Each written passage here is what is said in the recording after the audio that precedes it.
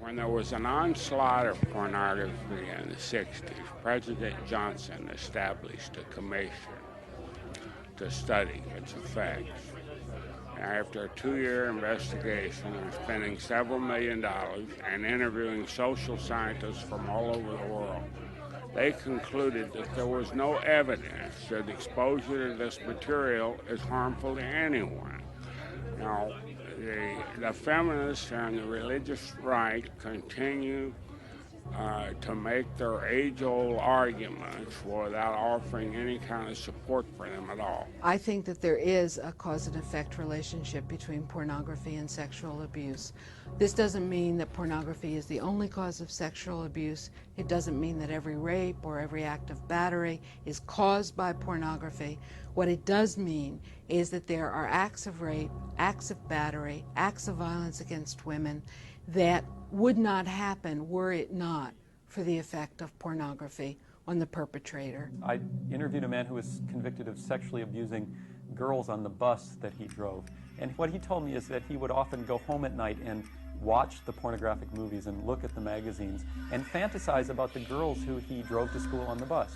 And then he would go to work the next morning and drive the bus and look at the young girls and then fantasize about them in the context of pornography. And he talked about the way in which his fantasy life and his real sexual behavior began to blur a bit. Again, he didn't blame pornography for making him do what he did.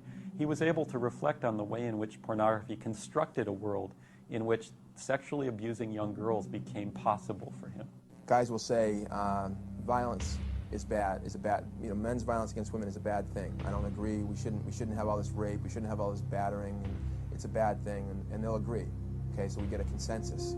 But then we'll say, okay, can we look at some of the institutions in the society that might lead to these enormous rates of violence? Okay, in other words, the violence doesn't just come out of nowhere. It's not some genetic thing. It's not some biological thing. And anybody who thinks that it's genetic or biological, all you have to do is point to other societies which have much lower rates of sexual assault. Pornography doesn't instigate, provoke, or provide insanity, When you start bringing them up and saying, okay, let's look at the media, let's look at pornography, let's look maybe at the sports culture. In each of those cases, when you start bringing these things up, guys who just 5 minutes before had said, yeah, we think that rape and battering and sexual harassment are bad things and we should do something about them. The same guys often are then saying, wait a second, it's not about pornography, it's not the issue. Pornography leads to violence against women. How would you respond to that? That bugs me. That bugs me.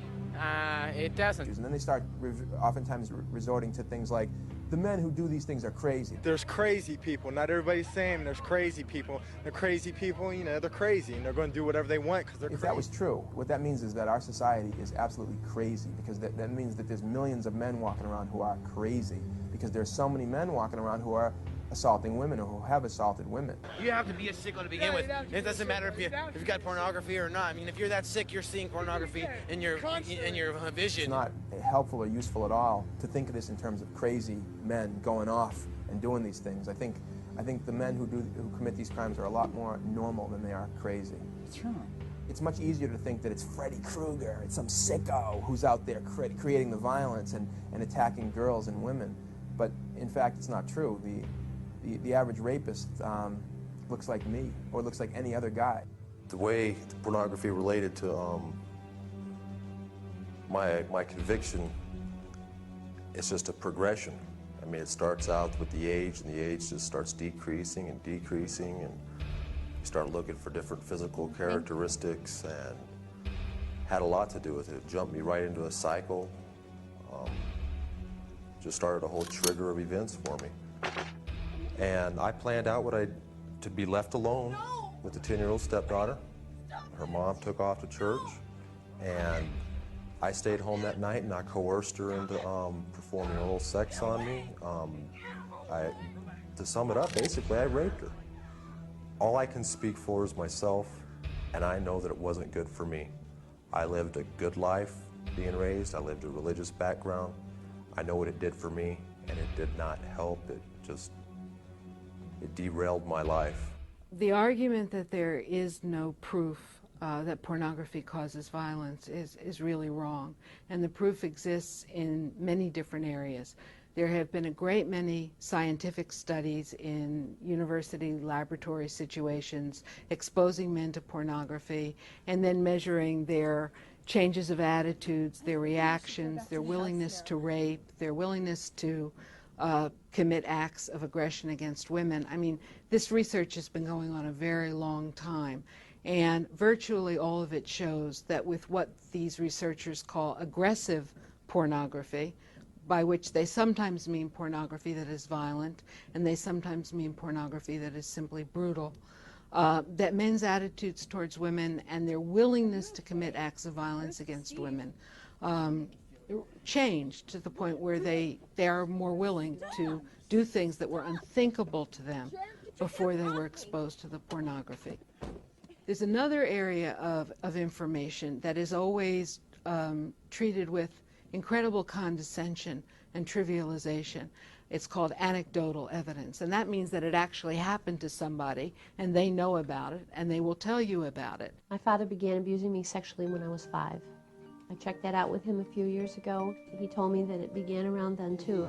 He'd come home often with pictures of women in sexual situations with other women, other men, or animals. I was abused by him until I was 13 years old. And what I realized from my own personal life experience and the personal life experience of many, many, many other women and men that I've talked to, there's no question in my mind that pornography and sexual abuse and sexual assault, that there's a strong connection.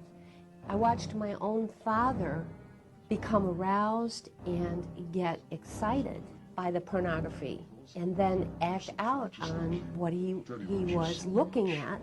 Here, let me show you some of the other ones. The police actually have a lot of proof. The FBI, police in various areas. Oftentimes when we do investigations involving individuals who target children for sexual purposes, we do search warrants and find various kinds of pornography in their residence or hidden away at some other location.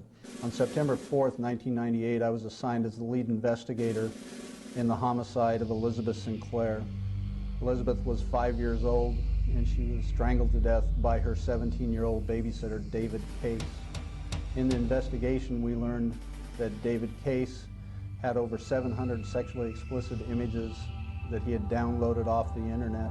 Elizabeth was my 5-year-old daughter who was raped, sodomized, and then strangled by her 17-year-old babysitter who was a friend of the family. We had known him since he was 3 years old.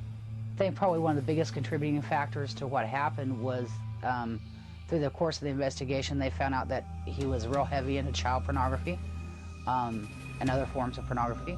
In David Case obtaining the photograph of the victim, Elizabeth, and placing it in with other hardcore pornography, child pornography pictures, he began fantasizing her. He was placing her in the same category as he was, as these other photographs. So he was fantasizing about committing those acts with Elizabeth at that time. So I truly believe that if pornography wasn't involved, if David didn't have access to it or the free access through the internet to the pornography, there's a good chance that this homicide would not have occurred.